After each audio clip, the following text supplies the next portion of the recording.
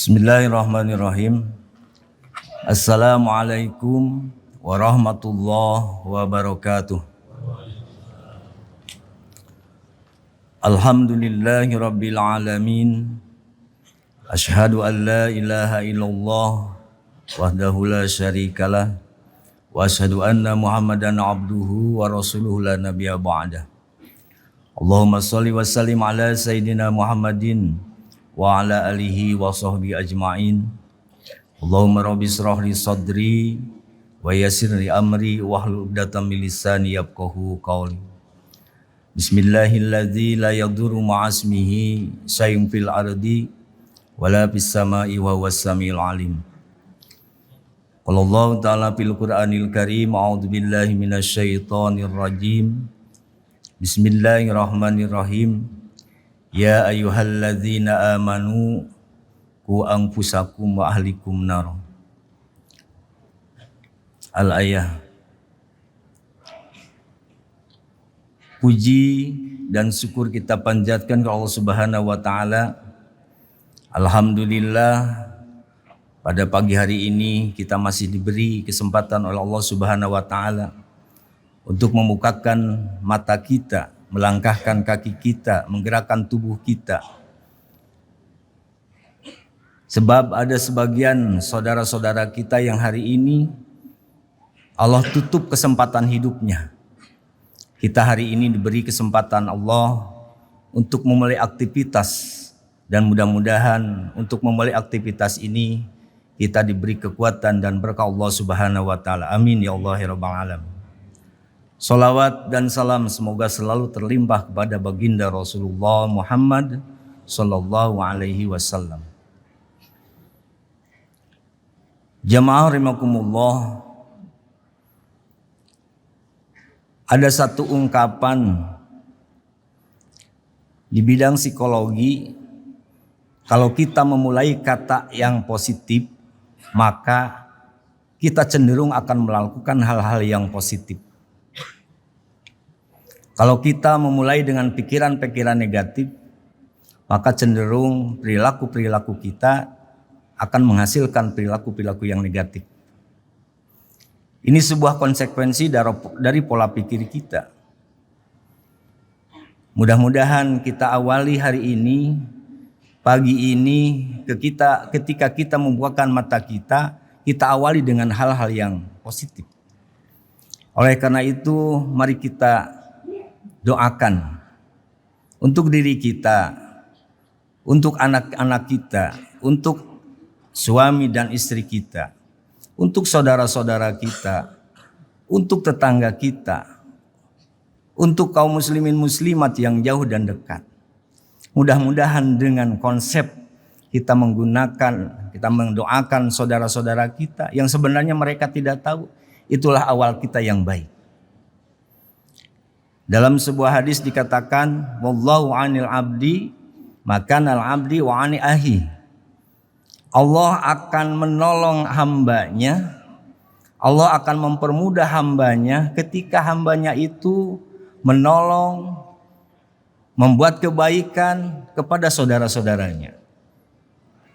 Saya ungkapkan tadi ayat yang sudah populer sebenarnya itu di surat At-Tahrim ayat 6. Peringatan Allah kepada kita semua bahwa kita harus menjaga anak-anak kita, keluarga kita dari api neraka. Tema pada pagi hari ini sebenarnya sederhana. Kita akan membuat hashtag keluarga yang hebat akan menghasilkan bangsa yang hebat.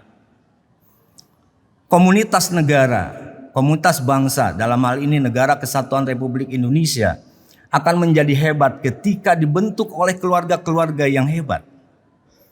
Maka Allah sebenarnya dalam ayat-ayat kauliyahnya sudah populer. Hari ini kita akan memaknai ayat-ayat kauniyah dari itu.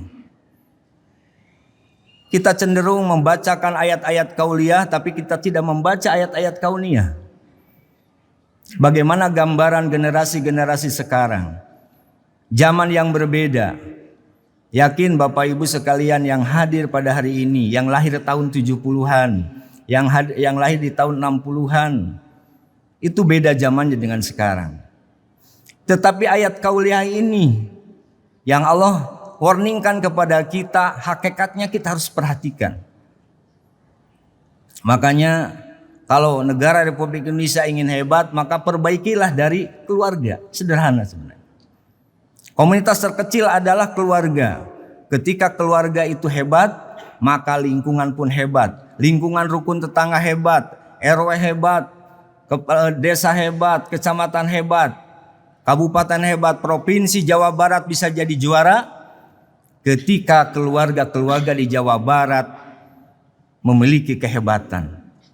Oleh karena itu pada topik hari ini kita akan mencoba sedikit menggali bagaimana kita membentuk keluarga yang hebat.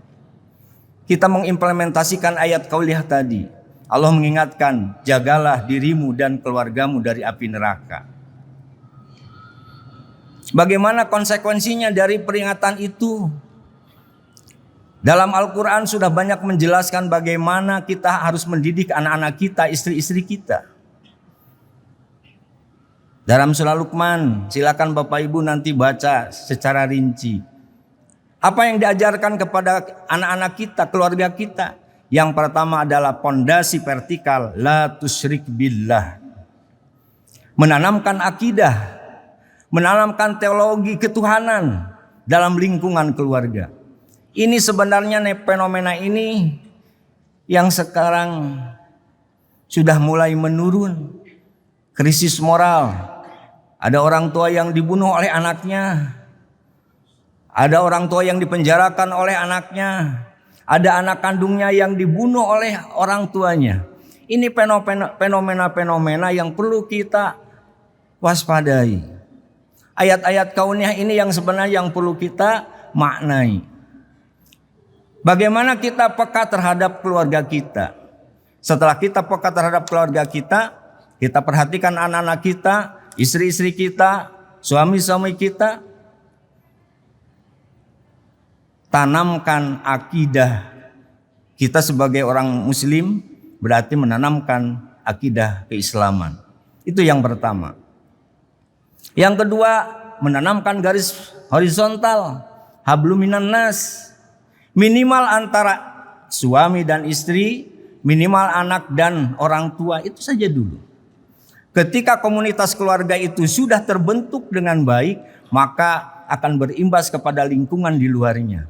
Yakin akan baik dengan tetangga. Ketika keluarga ini baik, dalam satu lingkungan RT, rukun tetangga semuanya baik, maka akan terbentuk sebuah komunitas rukun warga yang baik pula. Tanamkan pendidikan horizontal. Aqimis sholah. Itu perintah-perintah Allah melalui kisah Luqman. Aqimis sholah. Kemudian ada la tusyrik billah. Aqimis sholah. Wala tusair bihaddaka linnas. Waqsid bimasika. Itu banyak ajaran-ajaran yang bisa kita gali. Bagaimana kita menanamkan hal-hal yang positif kepada anak-anak kita. Oleh karena itu, saya ingin mengajak kepada rekan-rekan semua hadirin jamaah rahimakumullah, setidaknya kita peduli dulu dengan keluarga. Ada satu konsep pendidikan dalam keluarga, Pak. Itu tarbiyatul ula, sebagai pendidikan awal yang akan menentukan komunitas-komunitas besar. Kalau kita jelek, keluarga jelek, maka lingkungan akan jelek. Ada satu ungkapan baiti jannati, maka akan berdampak kepada baldatun thayyibatun wa rabbun ghafur. Ketika keluarga sebagai surga, maka lingkungan akan terbentuk lingkungan nilai surga. Sebuah lingkungan yang akan damai, tentram, sejahtera ketika keluarganya dibentuk secara baik. Sebaliknya kalau baitinar, ketika keluarganya penuh dengan permasalahan. Kalau kita baca, Pak, sekarang masalah-masalah di lingkungan itu berbasis kepada permasalahan keluarga. Kalau dilihat dari data statistik di Kementerian Agama, tingkat perceraian, kalau Bapak Ibu lihat di pengadilan agama tiap hari, Pak, parkir panjang, Pak. Itu yang masuk ke pengadilan agama itu biasanya untuk mengajukan cerai, Pak, gugat cerai. Ini menunjukkan fenomena-fenomena yang perlu kita perhatikan. Jangan sampai antrian-antrian di pengadilan agama itu indikator bahwa kondisi-kondisi keluarga kita, kondisi keluarga di lingkungan kita, saudara-saudara kita berarti dalam kapasitas yang perlu kita perhatikan. Oleh karena itu, mari kita gaungkan hashtagnya adalah keluarga hebat, negara hebat. Jadi keluarga Indonesia hebat, maka akan terbentuk NKRI yang sangat hebat. Itu sederhana, Pak, sebenarnya. Kemudian saya kasih satu tips, Bu. Dalam mendidik, karena memang usia anak itu kan usianya kita kadang lupa. 0 sampai 5 tahun udah dititipkan kepada pengasuh. Padahal dari 0 sampai 5 tahun itu adalah golden age. Jadi tahun-tahun keemasan, sementara kita kasih ke orang lain, berarti kita membentuk anak-anak kita oleh orang lain. Oleh karena itu hanya sekedar menyadarkan dan mengingatkan kepada diri sendiri, keluarga, dan kepada rekan-rekan sahabat yang hadir hari ini, mari kita perbaiki posisi keluarga kita. Kita implementasikan, kita lebih peduli kepada saudara-saudara kita peduli dengan tetangga kita, Pak. Sebab kalau kita membiarkan kita baik tetapi tetangga kita tidak baik, itu terjadi permasalahan. Jadi sederhana, kalau kita ingin Jawa Barat hebat, Bandung hebat, wilayah kita hebat, maka kita harus menghebatkan keluarga. Ajaran-ajaran dalam Al-Quran yang dikisahkan dalam Quran surat Luqman, mari kita maknai itu. Bukan hanya sekedar diikros, sekedar dibaca, tapi bagaimana kita mengimplementasikan di masyarakat. Kita mendidik anak-anak kita. Kita perintahkan sholat. Hari ini kita bisa sholat, Pak.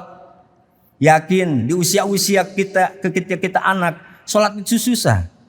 Tapi ketika hari ini kita meninggalkan sholat terasa berdosa. Padahal waktu itu kita abai terhadap sholat. Yang terpenting kita tanamkan perintah-perintah sholat kepada anak-anak kita. Sholatlah nak, sholatlah nak. Insya Allah itu akan terekam, Pak.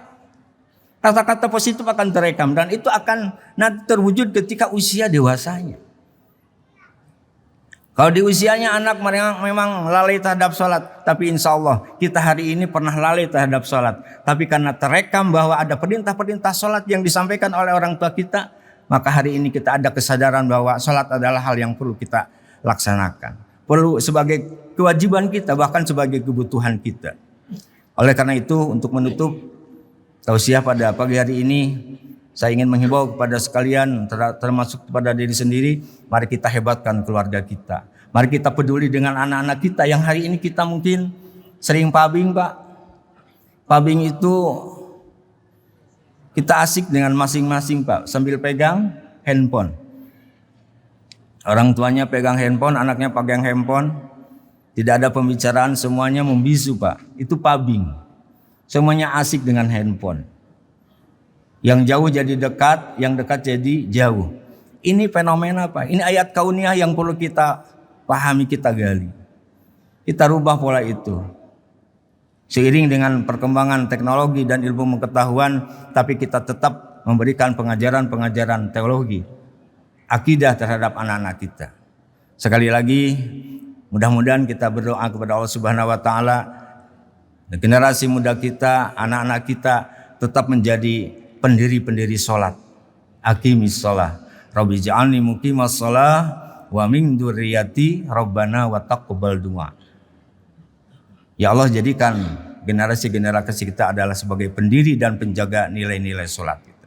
Demikian yang benar dari Allah Subhanahu wa taala, yang kurangnya dari saya sendiri. Akhirul kalam, assalamualaikum warahmatullahi wabarakatuh.